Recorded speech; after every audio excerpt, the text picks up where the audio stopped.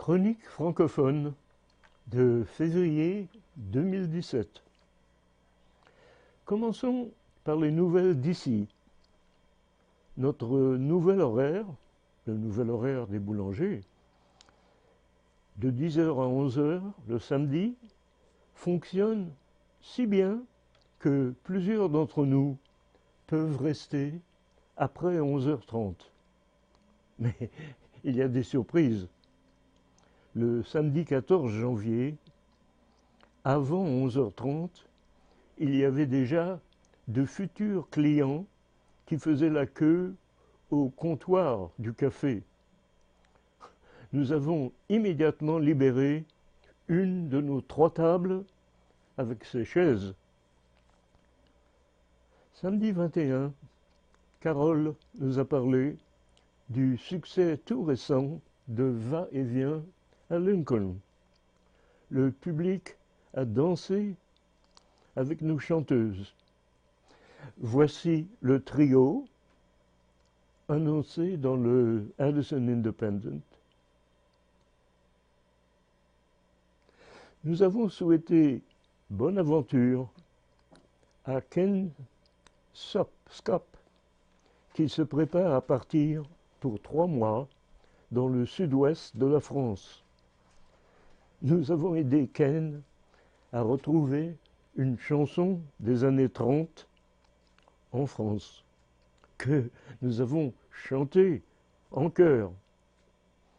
Tout va très bien, Madame la Marquise. Tout va très bien, tout va très bien. Voilà. Amateur de cinéma international, Middlebury College vous gâte avec 2 séances du samedi à Dana. Le samedi 18 février, Tangerine. Le samedi 25, Sunset Song. Et samedi 4 mars, Summertime, un film français. Les aventures d'une Parisienne et de la fille d'un fermier du Limousin.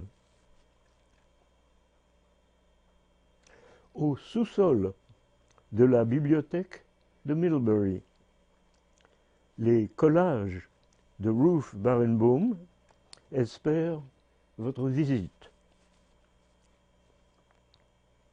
Et un grand merci au studio de télévision de Middlebury, à Dick Totally et à son assistant, qui ont commencé à mettre en disquette quelques-uns de mes meilleurs programmes de ces 20 dernières années. Passons à Montréal.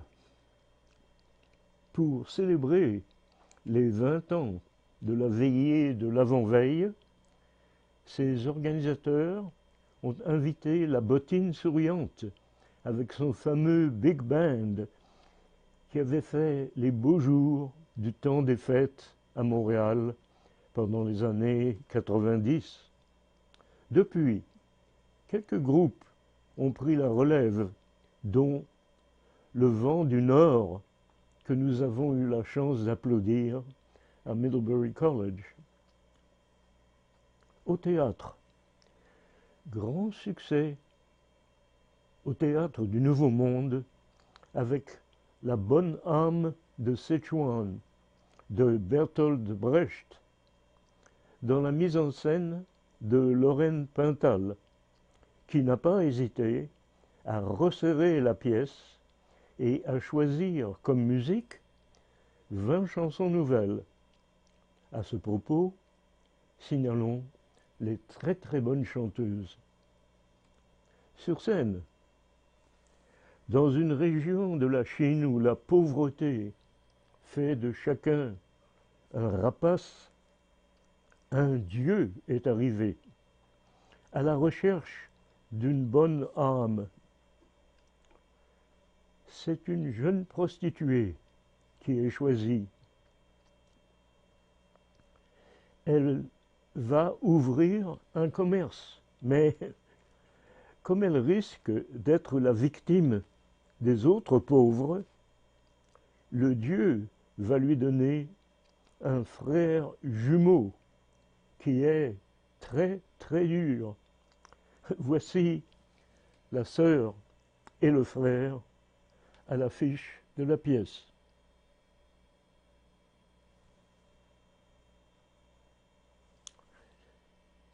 Le théâtre du Nouveau Monde présentera ensuite Caligula de Camus du 14 mars au 8 avril.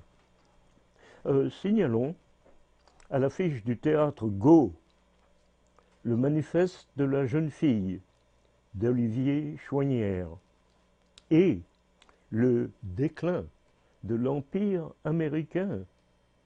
La pièce est inspirée du célèbre film de Denis Arcand.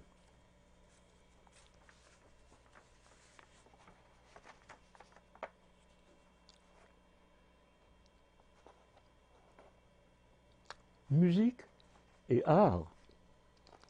Je vous signale une initiative intéressante qui se déroulera de la fin janvier jusqu'à juin. C'est Chagall, couleurs et musique.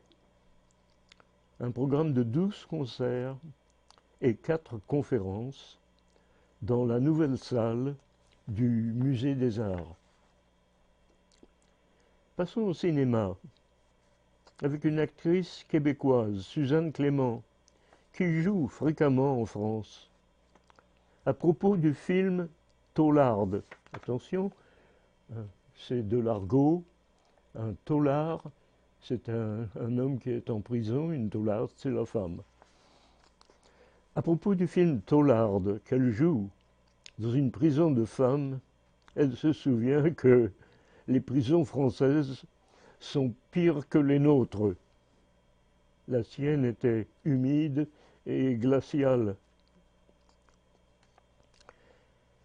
Dans la compétition, pour les British Film Awards, le film d'anticipation de Villeneuve, Arrival, est en très bonne position, mais il y a de très bons concurrents internationaux.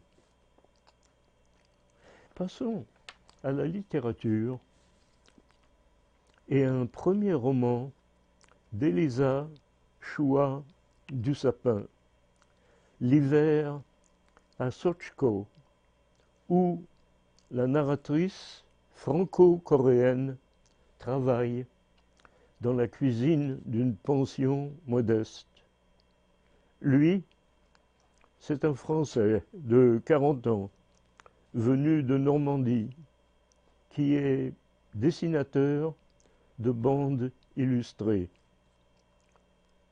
Deux destins, forcés de cohabiter, vont se rapprocher l'un de l'autre. L'hiver à Sotchko a reçu un prix du premier roman qui a été décerné en Suisse. Et voici la jeune romancière.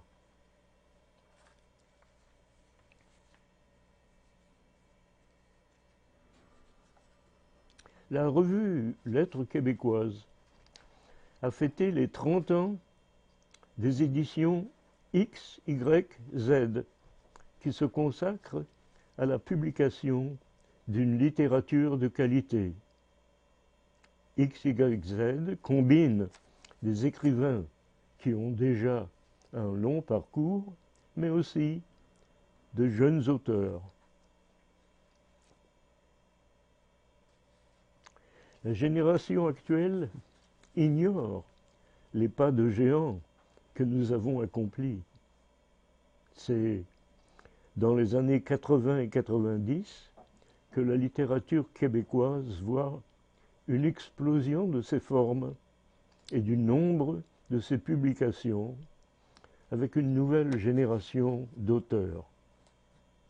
La revue Lettres québécoises rappelle les nombreux prix remportés par les éditions XYZ. le prix Ringuet à Yvon Paré pour son voyage d'Ulysse en 2014, le prix des collégiens à Il pleuvait des oiseaux de Jocelyne Saucier, mais aussi le prix des 5 continents. Et n'oublions pas le très grand succès de l'histoire de Pi, de Yann Martel, est devenu un film, si vous vous en souvenez. L'histoire de Pi a été publiée en 2003.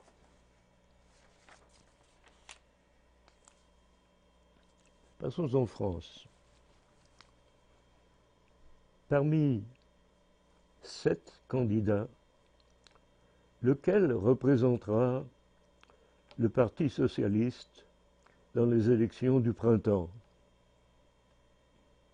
Leur temps pour organiser leur campagne a été limité par le président François Hollande, qui a décidé très tard qu'il ne serait pas candidat.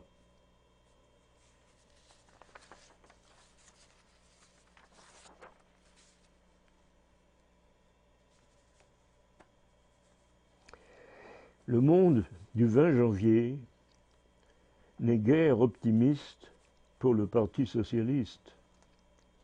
Si le Premier ministre de Hollande, Valls, était choisi, il n'obtiendrait que 9 à 10% des votes. C'est Marine Le Pen du Front National qui serait en tête avec 25 à 26% des votes, suivi par Fillon, le centriste, avec 23 à 25%.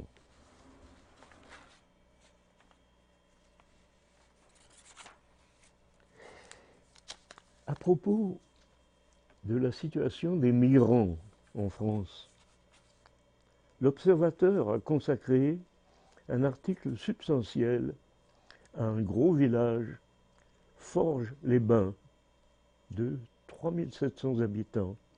En gros, ce village se situe dans la grande banlieue de Paris.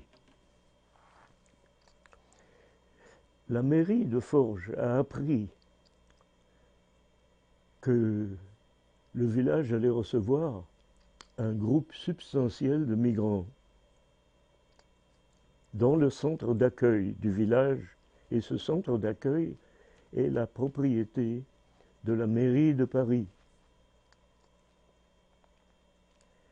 La mairie est arrivée à faire limiter le nombre de ces migrants à 90 et pour une durée de 2 ans, limite. Quelles sont les réactions locales? Les habitants de Forges ont déclaré, après un certain temps, « Nous sommes pour un centre limité à 45 résidents et qui serait réservé aux familles. » Ce n'est pas la préférence du groupe Front National de la région, qui est dirigé par une très bonne oratrice qui est toujours prête à faire chanter la Marseillaise. Parfois, les habitants de Forges ont dit à ce groupe « Attention, n'exagérez pas, s'il s'agit de notre village. » Enfin, le 3 octobre, les premiers migrants sont arrivés. Rien que des hommes et jeunes qui venaient de l'Afghanistan.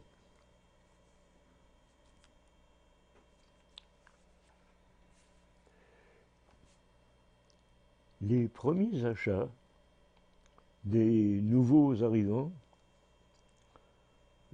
se font à l'épicerie où ils achètent des pommes, et des pommes, et toujours des pommes. Maintenant, ils ont découvert rapidement le café du village où ils s'achètent leurs cigarettes et parfois un café. Le patron, Gilles, s'est adapté à sa nouvelle clientèle. Il avait annoncé qu'il n'accepterait pas des étrangers. C'est contre Paris et ses décisions que l'hostilité du village s'exprime. Pas contre les nouveaux arrivants. Le 16 octobre, à la fête du village, la fête de la châtaigne, tout se passe très bien. Plusieurs des Afghans sont venus y participer. Une photo les montre. Ils aident une fillette à marcher en équilibre sur un tronc d'arbre.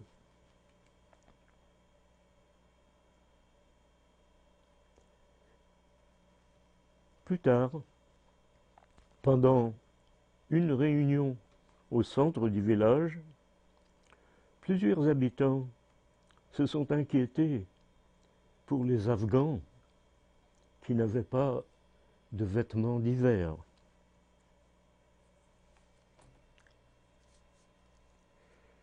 J'espère que le nouvel observateur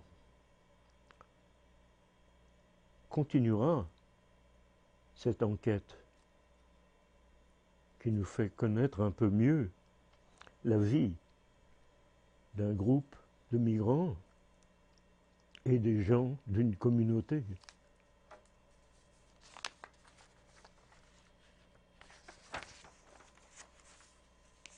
Passons à Paris et à ses spectacles. Au cinéma, Le voyage de Fanny de Lola Doyon, un film adapté des mémoires de Fanny Ben-Ami, qui avait été forcée, très jeune, de prendre la direction d'un groupe d'enfants juifs, qui vagabondent à travers les forêts des Alpes.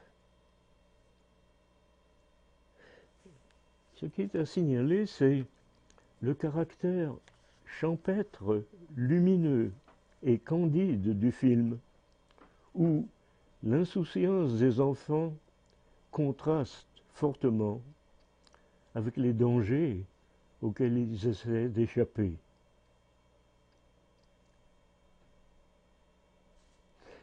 Une première belle surprise pour 2017, c'est Jamais contente, l'histoire de la jeune Aurore qui n'est jamais contente. Elle est agaçante mais amusante aussi, entourée par des personnages pleins de défauts mais aussi de cœur. Passons à un film qui a commencé à accumuler des prix internationaux. En Angleterre, Elle de Paul Verhoeven où Isabelle Huppert a reçu le Grand Prix des British Film Awards pour son rôle de femme violée qui va se venger. Elle représentera la France aux Oscars dans la compétition réservée aux films étrangers. La voici avec son prix en Angleterre. Isabelle Huppert.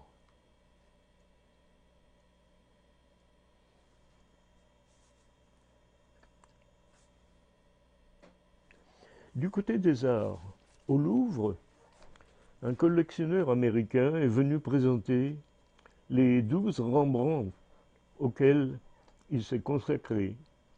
Et n'oublions pas les 19 tableaux des élèves du maître dans sa collection.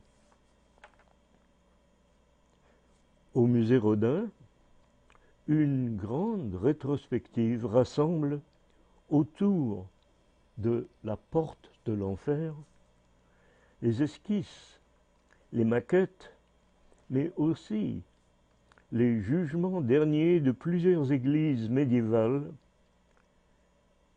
qui ont inspiré Rodin.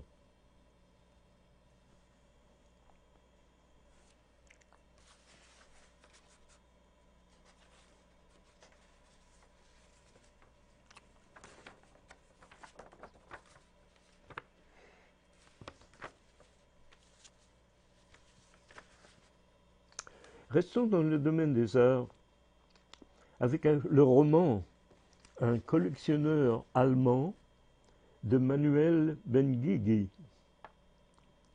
Nous sommes à Paris, sous l'occupation, dans le musée du jeu de paume, réquisitionné par les Allemands. Ludwig, vétéran de la Première Guerre, a l'occasion de vivre pleinement l'obsession de sa vie, sa passion pour l'art. Benguigui dessine un portrait jubilatoire, très comique, d'un autre personnage que l'art passionne et qui cherche à enrichir ses propres collections. Il s'agit de Göring. Au théâtre, une nouvelle pièce va voyager à travers la France. C'est Mon fric de David Lescaut.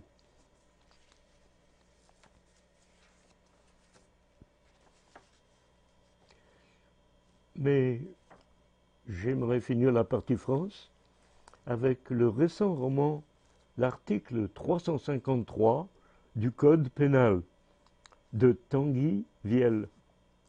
Il nous emmène en Bretagne, où un promoteur très malhonnête a réussi à escroquer les habitants d'une presqu'île du Finistère. Il leur promettait de construire un Saint-Tropez breton. Il leur avait vendu les appartements fantômes de 5 grands immeubles qui n'ont jamais été construits. Les victimes de ce promoteur ont noyé leur détresse dans l'alcool. Certaines se sont même suicidées. Un homme raconte toute cette histoire au juge qui l'interroge. Comment il a été ruiné et comment il a finalement donné une bonne poussée dans le dos du promoteur qui est tombé dans l'eau glacée de l'océan et n'est pas revenu. Et voici l'auteur, Tanguy Viel. Voici l'auteur, Tanguy Viel. Ah, nous n'avons pas sa photo, je pensais que nous l'avions. Ah, le voilà, le voilà. Il a l'air très innocent. Qu'est-ce que vous en pensez? Bon. Passons à Gabriel Faye, qui a les honneurs de la revue Le Français dans le Monde. Il vient de publier son premier roman, Petit pays, où il réinvente son enfance au Burundi. Puis, son exil en France à 13 ans à cause du génocide des Tutsis au Rwanda.